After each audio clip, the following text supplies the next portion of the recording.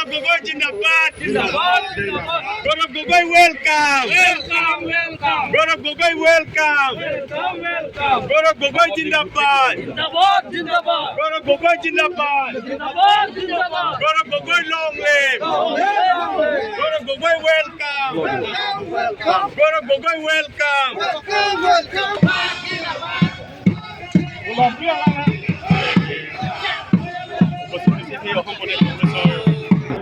দুদিনীয়া এটা কাৰ্যসূচী লৈ আমি ইয়াত আহিছোঁ। ৰাইজে যিদৰে আমাক স্বাগতম জনাইছে, ৰাইজে গম পাই গৈছে যে কাৰ্বি আংলঙৰ ভিতৰত যদি আমাক চেঞ্জ লাগে, এটা বিকল্প লাগে, তেতিয়া কংগ্ৰেছে একমাত্ৰ এটা বিকল্প। এই কথাখিনি আজি ৰাইজে ভালদৰে বুজি পাইছে। এই কিন্তু লখিমপুৰৰ এগৰাকী যুৱতী গুণগুণ চেতিয়া উচ্ছেদৰ সময়ত দেখা পোৱা গ'ল। তেওঁ যি খেতি কঠীয়াত JCB চলাই দিলে, তেওঁ যথেষ্ট দুখ প্ৰকাশ কৰিছে। এই বিষয়ে কি ক'ব চৰকাৰখনৰ বিষয়ে? চাওক, এয়া হ'ল অহংকাৰী ৰজাৰ চৰিত্ৰ। অহংকাৰী ৰজা প্ৰজাৰ লগত অন্যায় কৰে।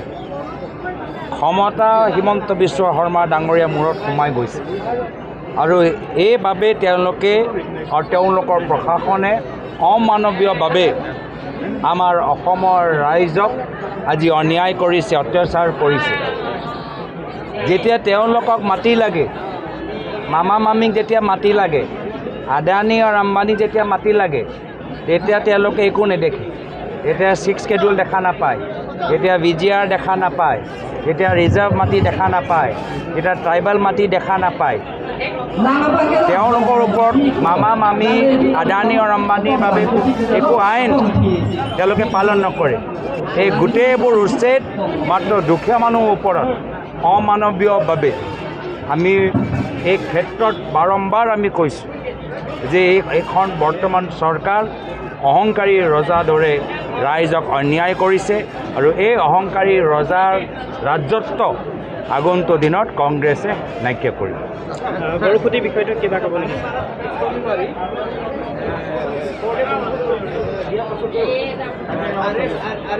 RS গান্ধী আৰু কোম্পানীয়ে অবৈধভাৱে চলি আছে। চাওক, গোটেই কাৰ্বি আংলং হিমন্ত বিশ্ব শৰ্মা ডাঙৰীয়াৰ বাবে এটা ATM, বালি ATM, পাথৰৰ ATM, শিলৰ ATM, পইচা ATM।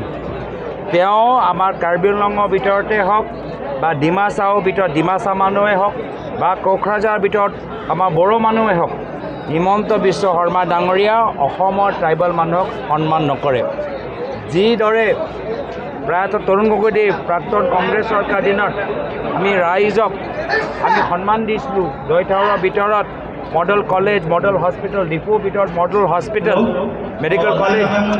আজিৰ তাৰিখত তেওঁলোকে মাত্ৰ ATM যোগেদি ATM দৰে ব্যৱহাৰ কৰিছে। ইয়াৰ পৰা মাটিৰ ATM, বালি ATM, পাথৰৰ ATM, কয়লা ATM, অবৈধ পইচা ATM। তো আজি দেখিছোঁ যে আমি যে তেওঁলোকৰ বাবে BJPৰ বাবে কিছু মানুহৰ বাবে ৰাজনীতি হ'ল এটা পেচা, ৰাজনীতি হ'ল এটা ব্যৱসায়।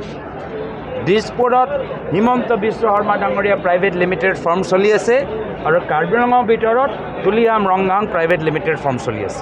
গৰুসুঁতিৰ বিষয়ে কিবা ক'ব? আমি গৰুসুঁতিৰ সম্পৰ্কত পইচাৰ কেলেংকাৰী বিভিন্ন ধৰণৰ আমি অভিযোগ প্ৰদেশ কংগ্ৰেছৰ ফালৰ পৰা আমি দাঙি ধৰিছোঁ। আমি বিচাৰোঁ যে গৰুসুঁতিৰ ক্ষেত্ৰত কেলেংকাৰী যে হৈছে তাৰ ওপৰত CBI এটা তদন্ত হওক। আৰু এটা সুধিব বিচাৰিছোঁ ছাৰ, এই RS গান্ধীৰ যোনটো কোৱাৰী আছে, তাত সেই কোৱাৰীটো এজন কাৰ্বি খিলঞ্জীয়াৰ মাটি হয় বুলি জনা গৈছে। সেই মাটিত পতা থকা স্বত্বেও কাৰ্বি আংলঙৰ এজন লিডাৰে তেখেতৰ ভতিজাকৰ নামত জোৰবস্তি কিবা কৰি পেলাই বৰ্তমান চলাই আছে বুলি জানিব পৰা গৈছে। সেয়া কি পাৱাৰত থাকিলে, শাসনত থাকিলে চব কৰিব পাৰে নেকি? আমি এই বিষয়ত ইতিমধ্যে আমি ক'লোৱে যে প্ৰাইভেট লিমিটেড চলি আছে। ইয়াত তুলিৰাম ৰংগাং প্ৰাইভেট লিমিটেড চলি আছে আৰু সেইকাৰণে প্ৰাইভেট লিমিটেডৰ ক্ষেত্ৰত ইহঁতৰ যে পেৰেণ্ট কোম্পানী হৈছে হিমন্ত বিশ্ব শৰ্মা ডাঙৰীয়া প্ৰাইভেট লিমিটেড। পেৰেণ্ট কোম্পানী হৈছে হিমন্ত বিশ্ব শৰ্মা ডাঙৰীয়া প্ৰাইভেট লিমিটেড, জুনিয়ৰ কোম্পানী হৈছে তুলিৰাম ৰংগাং প্ৰাইভেট লিমিটেড। দিছপুৰৰ মামা মামী অন্যায় অত্যাচাৰ চলাই আছে আৰু কাৰ্বি আংলঙৰ ভিতৰত কাৰ্বি মামা মামীয়ে অন্যায় অত্যাচাৰ চলাই আছে। Thank U.